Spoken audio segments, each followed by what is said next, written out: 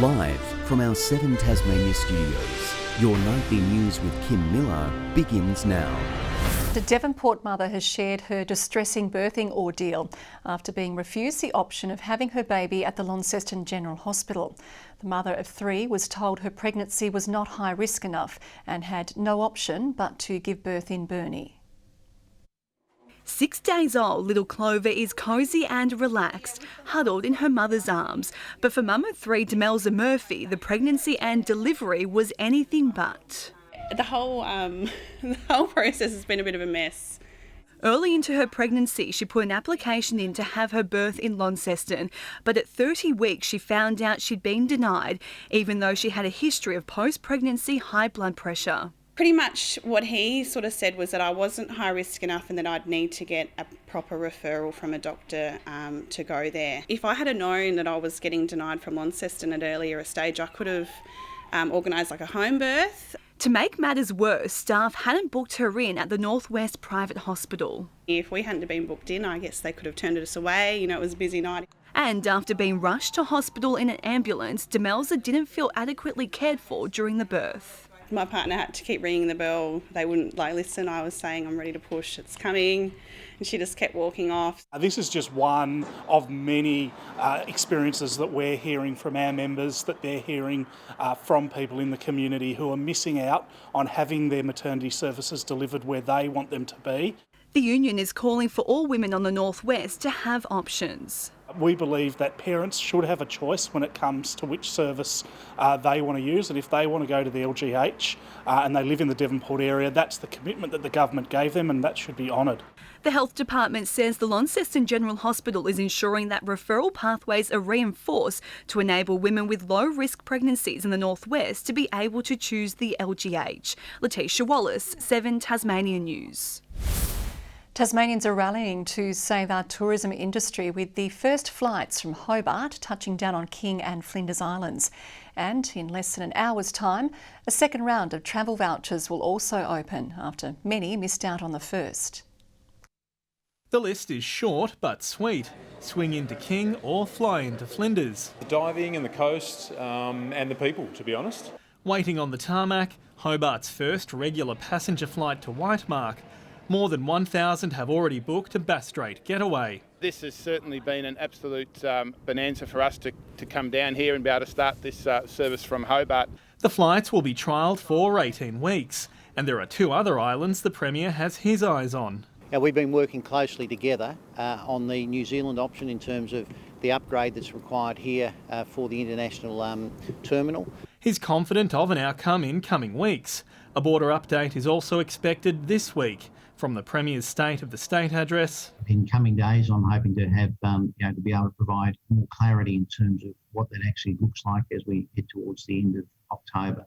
There's still a lot of confusion, unfortunately, with respect to what the government's intentions are. Meanwhile, another $5 million in travel vouchers will open at 7 tonight. The last round was snapped up in a mere 38 minutes. I'm going to get my daughter to try while I help feed the kids. Get away with the family for a little bit, enjoy Tassie and enjoy the sunshine that we're having lately. A few friends and I want to go up to Barnbougle and have a round. Better be quick. Sean McComish, 7 Tasmania News. Changes to controversial laws allowing strip searching of young people in custody could be on the way. The state government has released new draft legislation following concerns raised by the Children's Commissioner last year. It says the amendments aim to minimise any trauma or harm in relation to the searches. The bill is open for public consultation until October 27. There are calls for the state government to help put Derwent Valley trains back on the track. High insurance costs are derailing hopes of a return of rail in the region. Labor MP Craig Farrell says passengers could be delivered to the foot of Mount Field. The railway line's still there, it needs some maintenance. The locomotives and the rolling stock are still here, and the volunteers are still here waiting to get this venture going. What needs to happen is for us to find a solution to the insurance issue. It's the only impediment to progress. Insurance bills this year reached $86,000 for the Railway Society. Transport Minister Michael Ferguson says the request for help has been referred to Treasury. An Australia Post management decision could have major ramifications for the Christmas mail of thousands of Tasmanians. The company has shifted its working hours due to COVID-19, skewing delivery times and leaving hundreds of posties furious.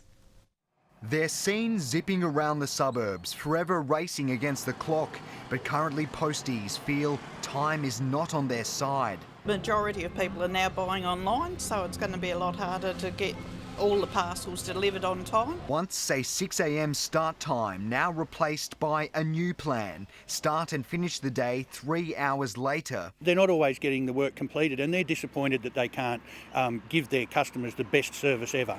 Workers now facing 2 bouts of daily peak hour traffic, unsafe and unproductive according to the union, who wants the decision returned to sender. It fears it could delay Christmas deliveries. If things aren't running smoothly in September, they don't feel like there's a lot of hope for them to run perfectly smoothly in December. If you couldn't send your parcels to anyone and anyone couldn't get any gifts, it'd be pretty sad.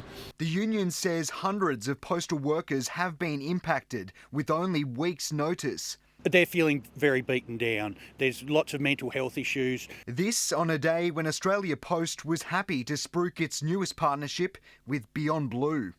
In a time like this, mental health and wellbeing is absolutely critical. Less forthcoming with the media, however. Multiple questions to the company today about the changes went unanswered. We spoke to a number of posties who say morale at the moment is terrible and they are ruling out walking off the job if it comes to that. If the members feel that taking industrial action is the right action to take, we'll support that wholeheartedly. Garth Burley, 7 Tasmanian News. An entire Strawn beach will remain closed to vehicles and dogs as the clean-up effort from last week's mass whale stranding continues. Ocean Beach from Macquarie Heads to Trial Harbour is closed until October 9. Walkers are still welcome. The Parks and Wildlife Service warns it expects whale carcasses to continue washing up on beaches in the area for some time. A working smoke alarm has helped a man escape from his Central Highlands shack unharmed after a fire engulfed the property in the early hours of this morning. Crews say the building at Brandon was fully engulfed when they responded just before 2 a.m, destroying the 2-bedroom holiday home and a nearby ute. The fire service says it serves as a timely reminder to check smoke alarm batteries at shacks during school holidays this week. Pressure is growing on the government to backflip on its decision to import potatoes from South Australia. Producers and politicians say the biosecurity threat to Tasmania is real and could potentially wipe out the industry. It's an industry worth $400 million locally, but its future now hangs in the balance. 1,000 tonne of potatoes could land here tomorrow on that permit. The gate's still open, let's shut the gate before the horse bolts. The best protection we have against viruses in potatoes is our border. A conditional exemption has been granted to a South Australian company to import washed potatoes, but farmers are worried it could cripple the local industry again, just like it did in the 90s. They went straight into the supermarket, so Tasmania deemed it to be no risk, but the waste from the supermarkets went out to farms, and from that potato leaf roll virus got into seed crops, and it's basically wiped out the seed potato industry in the Derwent Valley. South Australia says they don't have 2 viruses, and so there's a big tick and the potatoes could come in. They haven't taken into account other issues, other viruses. Other viruses, like potato spindle tuberviroid. DEPELZA says in its statement of reasons that South Australia is free of that virus, but a government document from last year from that state says it was still present there. The application to Biosecurity Tasmania was lodged in April, but farmers only found out last week. I think that the consultation that occurred with Biosecurity Tas wasn't what one would normally expect. I understand the industry has been engaged as of today and that matter's under review. Feedback on the import deal can be submitted until next Tuesday. LETITIA Wallace, 7 Tasmanian News. Tasmanian devils may be producing an evolutionary defence against the deadly facial tumour disease. An international team of researchers has found evidence some wild devils are starting to eliminate the cancer on their own. Experts say the next step is to help move these natural adaptations into captive breeding programs to help save the devil population. A Tasmanian SES volunteer has received national recognition for his decades of work helping find those lost in the most remote locations. Bill Folder helped establish a specialist search and rescue team in the 70s and since then has dedicated his life to helping others. An award recognising a man who's dedicated his life to the State Emergency Service. Bill Folder signed up as a volunteer in the late 70s and was a founding member of the Southern SES Search and Rescue Team. We're able to pick up clues and follow them. Just like we were bushwalking, but we were able to find them. I met Bill on a local search exercise and we just got to talking about the potential to have a dedicated team in search and rescue. This crew has undertaken searches in the toughest of conditions right across the state, some in particular standing out, including this search for a missing bushwalker 2 decades ago. That was one of our early searches and that started on Christmas Day. This is the sort of time that volunteers give up. Christmas Day, Boxing Day and through, they're out there searching in the snow in the bad conditions. The years of dedication recognised with an Australian Award for Outstanding Contribution to Search and Rescue, his service even inspiring to the next generation. Helped me get my position within the Tasmania Police and subsequently land up in a role within Search and Rescue, which is arguably a dream job. Just one of the hundreds of volunteers who give up their time to help people, often at short notice. And while the lifestyle has caused some frustration for his family, there's been lots of times when he's walked out and I've, yelled and sworn and cursed behind him. At the end of the day, are you proud of him today? Very much so. Bill retired earlier this year, but he's left a legacy within the SES that will be remembered for decades to come. Meg Sydes, 7 Tasmania News. The state government says COVID-19 will not threaten more than $500 million in infrastructure projects promised for Launceston. The 10-year city deal includes the University of Tasmania relocation from Newnham to Inveresk, as well as the $140 million plan to improve the state of the ailing Tamar River. The State Growth Minister expects the river's health will improve in the next 12 months. We can expect to see about another 180 kilometres of fencing to further secure and prevent the discharge of silt and faeces into the river. It comes as the City Deal's annual progress report was released today. Turning to hockey now, and the Premier League final series gets underway in Hobart this weekend, with the men's and women's elimination finals shaping as must-see contests. The teams know what to expect. Both fixtures are a repeat of the final round of the regular season last weekend. All smiles at this morning's press conference, but come Saturday it will be game on. 15 weeks of hard work could amount to nothing, with the loser of OHA and University done for season 2020. I wouldn't say we're expecting to win, we're always just expecting a close game against OHA, and there's usually quite a few goals. It's always a hotly contested match, high goal scoring, plenty of energy about it. I just really think both teams rolling into this weekend will prove that high challenge. The two teams played in last week's final regular season round, University winning in a 7-goal thriller. University keen to avenge their last finals meeting 2 years ago.